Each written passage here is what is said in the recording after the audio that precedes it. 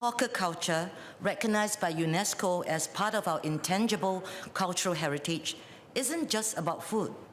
It is about a way of life that brings together Singaporeans from all walks of life around the humble dining table of our hawker centres. But first, on Singapore's support hawker measures. In recent years, we have seen the Singapore government, including the Ministry of Sustainability and Environment, or MSE, and NEA, stepping up significantly to support and preserve hawker culture. During the COVID-19 pandemic, for instance, the government implemented several measures to protect hawkers. Rental and table cleaning waivers and salary subsidies through the Job Support Scheme were granted to ease the financial strain during these uncertain times. CDC vouchers were also introduced to encourage locals to support their neighborhood hawkers. These initiatives were designed to help hawkers sustain their livelihoods through challenging times such as the COVID pandemic. Post-COVID, the support continues. Policies aimed to sustain the hawking industry were introduced. Some have been fairly successful and some not so, but I know the government is closely looking at these. Now, these include the revised rent control measures, a suite of hawker training programs to increase the replacement rate of hawkers, the Hawkers Productivity Grant, and the Hawkers Go Digital program, and of course the ongoing CDC vouchers. In fact, the budget for CDC vouchers, originally intended for lower income households, was substantially increased after the mayors appealed and worked with the Ministry of Finance to extend them to every Singaporean household. So big thanks to the Ministers for Finance then, DPM Heng Swee Keat, and now PM Lawrence Wong. A unique feature in the safety net, the CDC voucher scheme have the dual purpose of supporting both Singaporeans and the heartland businesses, especially hawkers. And this support is still ongoing.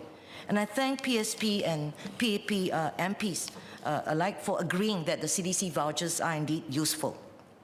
Now, next, on the importance of infrastructure improvements. Infrastructure improvements are another critical element of preserving hawker culture. Over the years, the NEA has initiated several programs to modernize and maintain hawker centers. NEA-managed hawker centers have seen substantial upgrades in facilities, cleanliness, and ventilation, ensuring that patrons can enjoy a pleasant dining experience. Now, these physical improvements are not merely cosmetic. They are essential to the continuity of hawker culture. A clean, safe, and well-ventilated environment encourages patrons to return and also helps retain hawkers to stay on to their trade and their jobs. But let me touch a bit about NEA-managed and Town Council-managed hawker centers. Because besides social enterprises who manage hawker centers, the town councils also manage hawker centers.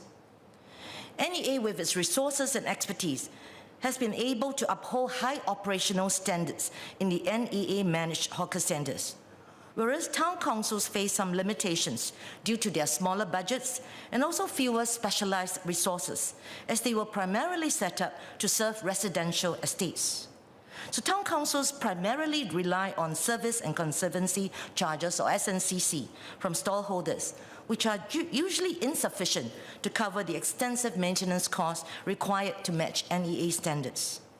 This resource gap is particularly evident in our Central District hawker centers, such as People's Park Complex and Albert Centre and Chinatown Complex, which serve not only local residents, but also a significant number of tourists.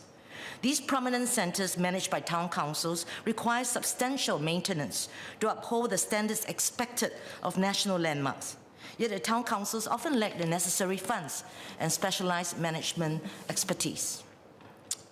So in light of these challenges, I propose that NEA categorize or tier the types of hawker centres and even coffee shops and allocate its resources and expertise accordingly.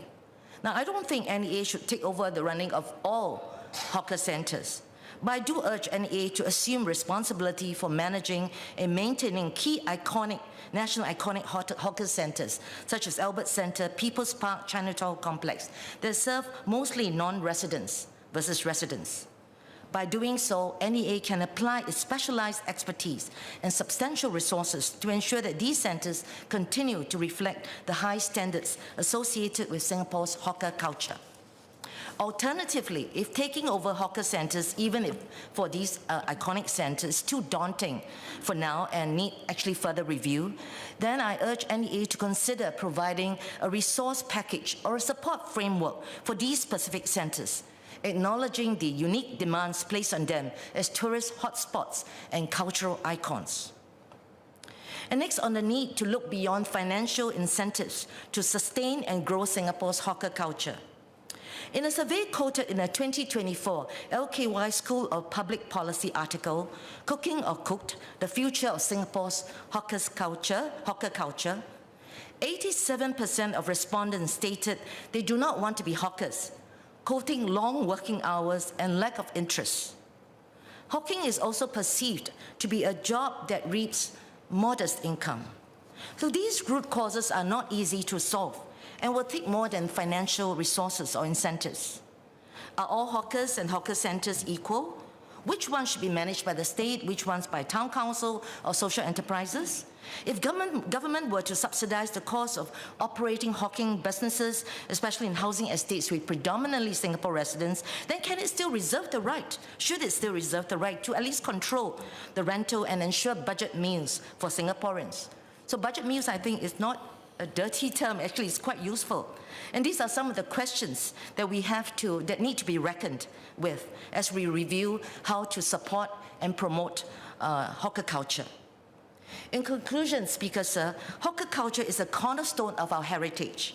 The root issues of declining margins and the reluctance of younger Singaporeans to enter this industry are not easy to resolve and need to be recognized.